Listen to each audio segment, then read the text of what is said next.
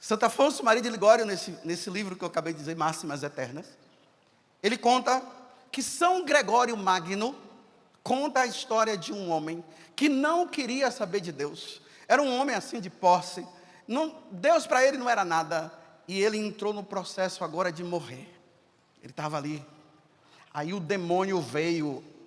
Você já viu aquelas pessoas que na hora que está morrendo, parece que ficam se batendo, né? Dizem, eu nunca vi, dizem, se é verdade também não sei, que o demônio vem pedir a alma dela, naquele momento. O demônio fica jogando na cabeça dela os pecados que ela cometeu no passado, para ela ficar aterrorizada aí depois, dizer, não tem jeito para mim. E aí disse que esse homem começou a ficar, e se batendo, e os demônios em cima dele, falando na cabeça dele e tal. E o homem se batia, meu Deus, não sei minha vida, não tem. Aí disse que o filho dele era monge. Ele disse, meu filho, e morreu assim. Desta forma, sem paz. Não estou dizendo que ele foi condenado. Eu estou falando para você que é vivo, para ver se você e eu morremos na paz do Senhor Jesus. Meu irmão que trabalha no hospital, ele diz que muitas vezes quando vai na UTI, ele consegue observar, ele diz assim, que uma pessoa que não tinha uma vida em Deus, quando ela está morrendo, ela fica se batendo, aquele negócio, aquele desassossego. E aquelas pessoas que são católicas, de verdade, elas morrem serenamente. Eu acabei me afastando um pouco de Deus, não de deixar de ir na igreja, mas aquele contato diário que nós precisamos ter com Deus, eu acabei tendo vamos dizer, esse afastamento, né? Eu era um jovem, um cirurgião, passei num local de residência em cirurgia geral que todo mundo quer passar no Brasil, com a vida, entre aspas, encaminhada, entre aspas, um guri bobo, se achando um pouco pela situação toda. E, na verdade, aconteceu algo que foi extremamente marcante na minha vida, que aquilo lá eu nunca mais esqueci, e que sempre, quando pedem para eu contar, eu vivencio aquilo como se fosse hoje. Uhum. Eu estava de plantão, nesse hospital, nesse grande hospital, e eu estava na época, eu sou um pouquinho mais velho, pastor Vilela, vocês conheceram a época dos pagers, dos bips? Claro. Né? Não, estava assim começando o celular. Né? Era mais médico que usava, não é? Só que nós, onde estávamos no local dormindo lá no hospital, nós tínhamos bip.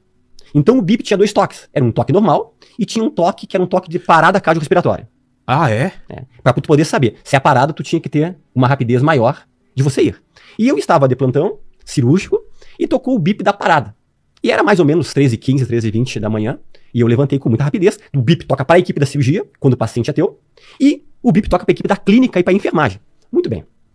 Nesse momento, eu só olhei ali, que dizia quarto 109. E eu desci muito rápido, e eu fui durante esse intervalo de tempo que eu fui de escada, não de elevador, eu fui só pensando assim, ó, Vilela, não pode ser meu paciente, porque eu tinha um paciente no quarto 109, que nós tínhamos operado uma cirurgia, uma das maiores cirurgias da parte digestiva, chama-se DPT. Pessoa que tem câncer de pâncreas, chama-se duodeno pancreatectomia. E eu fui pensando angustiado, não pode ser ele, porque era SUS e tinha 5 pacientes no quarto. E porque eu tinha falado pra família um dia antes que ele teria alta no outro dia, porque o pós-operatório realmente estava muito bom. E quando eu chego no quarto, pra minha surpresa, quem é que tinha tido a parada cardiorrespiratória? O meu paciente. E aí tava lá já o pessoal da clínica, a enfermagem, e eu cheguei. E como o paciente era meu, quem assumiu toda a reanimação junto ali foi eu. E nós começamos a reanimar esse paciente. E eu, um jovem cirurgião, eu tive vários ensinamentos, até mesmo em relação a falar familiares, quando tá tudo certo para te dar alta no outro dia. Né? Se tudo transcorrer bem, se tudo continuar como está, uma frasezinha muda muita coisa. E nós começamos a reanimar esse paciente. E eu reanimei um paciente como nunca antes na minha vida. Porque eu queria, era um paciente meu, nós lutamos por ele. E a reanimação normal, em qualquer lugar do mundo, tem uma convenção. É 30 minutos. De reanimação. Você massageia, você faz, tem uma coisa que nós chamamos de ambu, que é para colocar respiração, é feito adrenalina, é feito atropina, e é tudo muito bem sincronizado. Quando deu 30 minutos, estavam meus colegas médicos junto ali também, e disseram, Lemos, como eu chamava na residência, meu sobrenome, deu 30 minutos, eu disse, pessoal, vamos um pouquinho mais. Nós fomos mais 15 minutos. Porque depois de 30 minutos, durante nenhum momento ele voltou, porque tem alguns pacientes que tu reanima, ele volta, e daqui a pouco ele para novamente e você continua a reanimação, acontece isso. Não é se reanimou, acordou, tá tudo bem. Às vezes ele acorda, reanima e daqui a pouco para de novo. Às vezes para tu reanimar 3 vezes. Só que depois de 30 minutos, durante todos os 30 minutos, ele não voltou em momento algum. Ou seja, paciente morto 30 minutos. E tocamos até 45. Fica aquela linhazinha? Linhazinha. Com assistolia, fica ali aquela linhazinha. E chegou 45 minutos, aí tá o pessoal já impaciente comigo. Né? 13 e tanto da madrugada, enfermagem paciente, Tipo, né? desiste, né? Lemos, por favor, não tem mais, acabou. Nesse momento, começou a acontecer algo que foi algo que impactou a minha vida.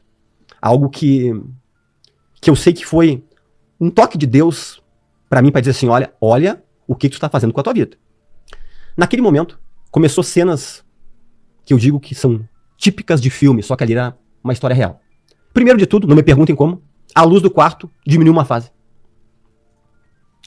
Naquele momento, de 45 minutos, aquele cidadão que estava ali começou a se movimentar. E eu, como cirurgião, como médico, a gente sempre quer achar uma explicação plausível para não aceitar sobrenatural em hipótese alguma. Eu comecei a pensar, não, são algumas mioclonias que algumas pessoas podem se mexer depois da morte. Só que, depois, para conseguir mioclonia, é logo depois que a pessoa morre. Sim. Ele já estava 45 minutos, então não era mioclonia. E ele começou a se mexer como se fosse uma convulsão. Como que é? Tipo se movimentar. Tipo epilético, não? Tipo epilético. Tá. Convulsão. Começou a esticar os braços. Nossa. Nesse momento, todas as pessoas que estavam dentro desse quarto... Você nunca tinha visto isso? Nunca na vida. E ninguém. As pessoas todas saíram do quarto.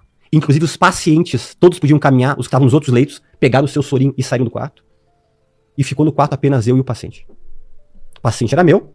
Eu entendi que essa experiência era comigo. Obviamente eu estava, literalmente, como cirurgião novo, apavorado com o que estava acontecendo ali. E esse homem estava fazendo uma cara de pavor, uma cara de dor, uma cara assim, algo que estava totalmente incomodado, em pânico, né? E talvez, pra mim, era uma eternidade. Não sei se aquilo lá durou 5 minutos, 10 minutos. Eu sei que eu fiquei ali. E eu olhei pra janela do quarto que ficava em direção à rua e eu vi. Entrou uns vultos pretos, uns espíritos pretos, vários. E entraram dentro desse homem pelo tórax dele. E quando adentraram, a cara de pavor e de medo foi maior ainda. E depois, quando saíram dele e saíram pela janela, aquele homem desfaleceu.